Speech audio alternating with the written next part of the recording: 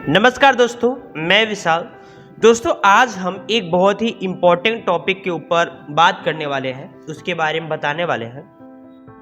देखिए दोस्तों, जब हमारा value added tax that means VAT चलता था, तो उस समय टैक्स का नियम और टैक्स का स्कीम कुछ अलग तरीके से था।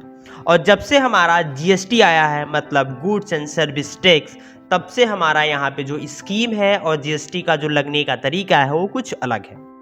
तो आज हम जो बात करने वाले हैं वो हमारे जीएसटी के अंतर्गत आने वाले समाधान स्कीम की, जिसको हम लोग कंपोजिशन स्कीम नाम से जानते हैं। आज हम जानेंगे कि समाधान स्कीम क्या है, समाधान स्कीम कौन ले सकता है, इसकी शर्तें क्या हैं और समाधान स्कीम में क्या क्या चीजें आती हैं, और समाधान स्कीम में जो परसेंटेज का दर है कैसे उसका लाभ आपको मिलेगा, कितना परसेंटेज आपको देना होगा, और आप कंपोजिशन स्कीम में क्या क्या नहीं आती हैं। जी मतलब अगर उन सब चीज़ों का आप व्यापार करते हो तो आप कंपोजिशन स्कीम का लाभ नहीं ले सकते हो।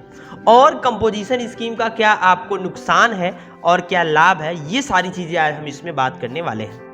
तो चलिए सबसे पहले समझ लेते हैं कि कंपोजिशन स्कीम दैट मीन्स समाधान स्कीम जो है हमारा दोस्तों, ये किसके लिए है।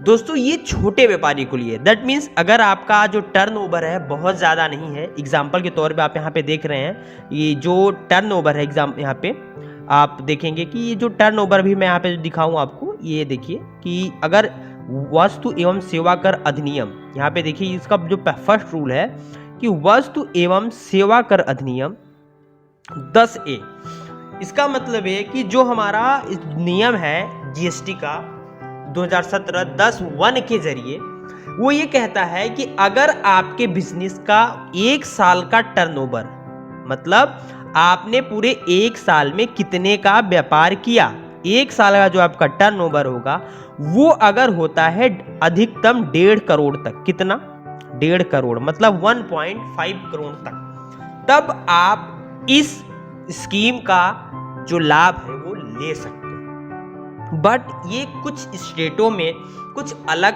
तरीके से स्कीम लागू है, जैसे उत्तराखंड, सिक्किम, मिजोरम, वहाँ पे ये आपको 75 लाख तक पे ही ये स्कीम लागू हो जाती है।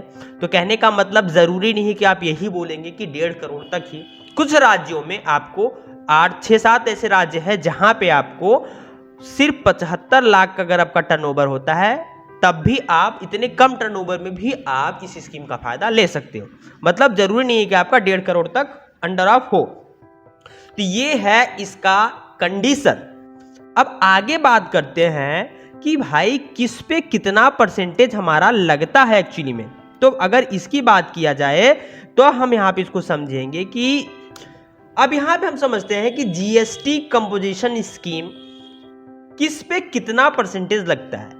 देखिए, जो व्यापार का इस पे 3 मॉड्यूल दिया गया है कि अगर आप ट्रेडिंग करते हैं, अगर आप ट्रेडर्स हैं, मतलब पहला जो कंडीशन है वो है ट्रेडिंग के लिए कि अगर आप ट्रेडिंग करते हैं, ट्रेडर्स हैं, जैसे आप ट्रांसपोर्ट है आपका, ट्रेडर्स का मतलब क्या होता है, मतलब आप ट्रेड कर रहे हो, आपका मतलब खुद का सामान नहीं है, आप सामान को एक जगह दूसरी जगह ले जा रहे हो, एग्जाम्पल के तौर पे ट्रांसपोर्ट, तब वहां पे आपको जो पूरा ऑल ओवर देना होगा व्यापार का 1%, दैट मीन्स उसका 1% आपको जीएसटी का जो आपका स्कीम है कंपोजिशन स्कीम समाधान के तहत फिल करना होगा, 1% मात्र। दूसरा कैटेगरी आता है इसमें मैन्युफैक्चरिंग का। दोस्तों, मैन्युफैक्चरिंग का मतलब यहाँ पे है, ऐसा समझिए, बनाते हैं, मतलब बना के उस चीज को बेचते हैं, आपके यहाँ ही बनता है, आपके यहाँ मैन्युफैक्चर होता है, आपकी कंपनी है, कारखाना है, तब उस प्रोडक्ट पे आपको कितना देना पड़ेगा टर्नओवर का 2%, मतलब 2% वहां पे आपको ब्याज दर लगेगा। बहुत ही सिंपल है दोस्तों। थर्ड आता है, अगर आपका होटल है, रेस्टोरेंट है, ऐसा कुछ अगर आपका है और आपका टर्नओवर जो है 1.5 करोड़ रुपए तक है, मतलब 20 लाख से लेके 1.5 करोड़ रुपए तक, तो वहां पे आप इस चीज को 5% तक आपको देना पड़ेगा। होटल हो, रेस्टोरेंट हो, इस तरह के छोटे मोटे अगर आप व्यापार करते हैं तो आपको सिंपली 5, मतलब हमने यहाँ पे 3 डिवीजन में इसको डिवाइड करके देखा। अगर आप ट्रेडिंग करते हैं, ट्रेडर्स हैं, तो 1%, मैन्युफैक्चरर हैं तो 2%, और अगर आपका होटल कारोबारी है, रेस्टोरेंट कारोबारी है तो आपको 5%। अब थर्ड स्टेट जो इसकी आती है दोस्तों, यहाँ पे देखेंगे कि एक्चुअली में जो हमारा ये कंपोजिशन स्कीम है, एक 10(2) के अंतर्गत रूल नंबर 5 और 7 यह कहता है कि किसमें समाधान नहीं मिलेगा, ये बताया गया है। अब यहाँ पे देखिए सबसे बड़ी बात है कि हमें क्या क्या हम ऐसा व्यापार करते होंगे जिसमें हम समाधान स्कीम का लाभ जो है उसको नहीं ले सकते। तो जो पहला आता है, जो पहला टर्म एंड कंडीशन आता है, अगर आप किसी भी तरह के अल्कोहलिक प्रोडक्ट बनाते हैं, दोस्तों किसी भी तरह की बात की जा रही है, मतलब अगर आपका प्रोडक्ट अल्कोहलिक है, आप अल्कोहलिक प्रोडक्ट्स बनाते हैं, मैन्युफैक्चर करते हैं, सेल करते हैं, तब आप इस स्कीम का फायदा नहीं ले सकते। यह आपके लिए नहीं है, इसका फायदा आपको नहीं मिलेगा। दूसरा पॉइंट जो आता है दोस्तों वो है कि अगर आप आइसक्रीम के व्यापारी हैं, दैट मीन्स अगर आप एक ब्रांडेड आइसक्रीम के व्यापारी हैं, आपका आइसक्रीम का मैन्युफैक्चरिंग कारोबार है, तो भी आप इस स्कीम के अंदर नहीं आते हैं, आपको इस स्कीम का लाभ मिलने वाला नहीं है, आप कंपोजिशन स्कीम में नहीं लाभ ले सकते। तीसरा जो आता है वो है टैम्बैको प्रोडक्ट, मतलब अगर आप जैसे गुटखा, पान मसाला, तंबाकू से रिलेटेड कोई भी प्रोडक्ट आपका हो, जैसे एग्जांपल तौर पे आप जर्दा बनाते हैं या कोई भी प्रकार का आप सुपारी का गुटखा, ऐसा कुछ भी तंबाकू से रिलेटेड कोई भी प्रोडक्ट हो, आप उसका मैन्युफैक्चरिंग करते हो या आप उसके डीलर हो, आप उससे रिलेटेड व्यापार करते हैं, तो आपको यहाँ पे समाधान स्कीम का लाभ नहीं मिलने वाला है।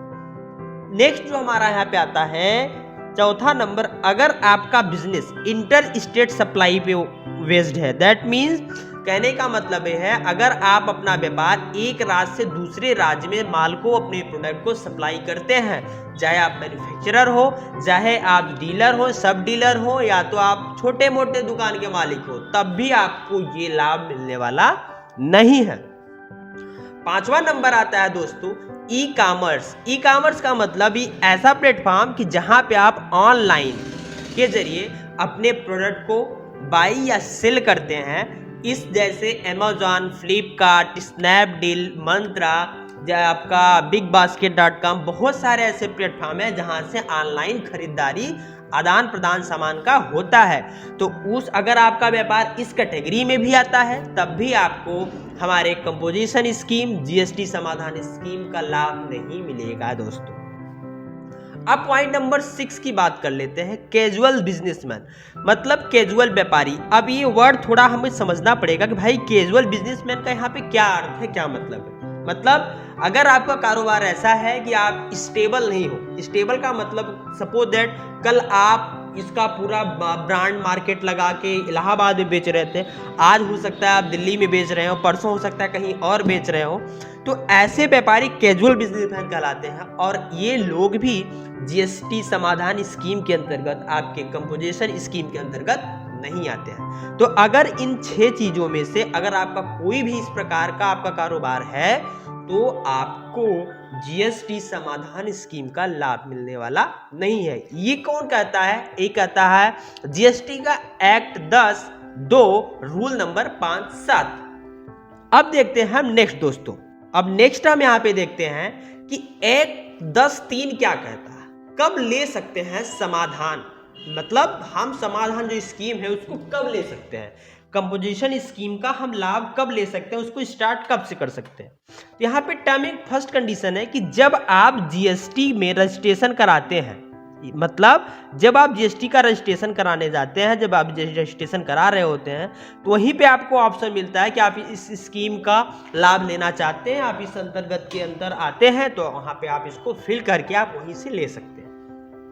अगर एग्जाम्पल के तौर पे मैंने 2021-22 सेशन में रजिस्ट्रेशन कराया और मैंने समाधान स्कीम का उसमें ऑप्शन नहीं चूज किया और 1-2 महीने बाद मैं चाहता हूं कि भाई मैं फिर से ले लूं, तब आप उस वित्तीय वर्ष में, जो कंटिन्यूअस वित्तीय वर्ष है, उसमें आप फिर से उस स्कीम का मतलब लाभ नहीं ले पाओगे।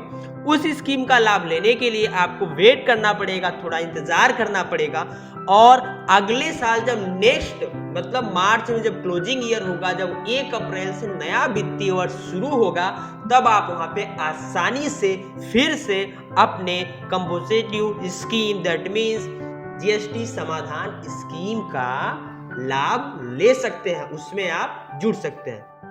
तो आशा करता हूं दोस्तों आपको बहुत अच्छे से समझ में आ गया होगा कि जीएसटी समाधान स्कीम क्या है, कंपोजिशन स्कीम हमारा क्या है, ये कैसे वर्क करता है। अगर हम ट्रेडर हैं तो हमें 1% देना पड़ेगा, अगर हम मैन्युफैक्चरर हैं हमको 2% देना पड़ेगा, अगर हम रेस्टोरेंट या होटल व्यापारी हैं तो हमको 5% देना पड़ेगा। इसमें क्या क्या अगर हम आप व्यापार करते हैं तो उसका लाभ नहीं ले सकते हैं, और इसको हम कब ले सकते हैं, ये सारी चीजें हमने आपको डिटेल्स में बताई। अगर आपका कोई कंफ्यूजन है तो आप उसको कमेंट बॉक्स में कमेंट करके हमसे पूछ सकते हैं। मिलते हैं दोस्तों नेक्स्ट वीडियो में, तब तक के लिए अपना ध्यान रखिए। Have a nice day, take care.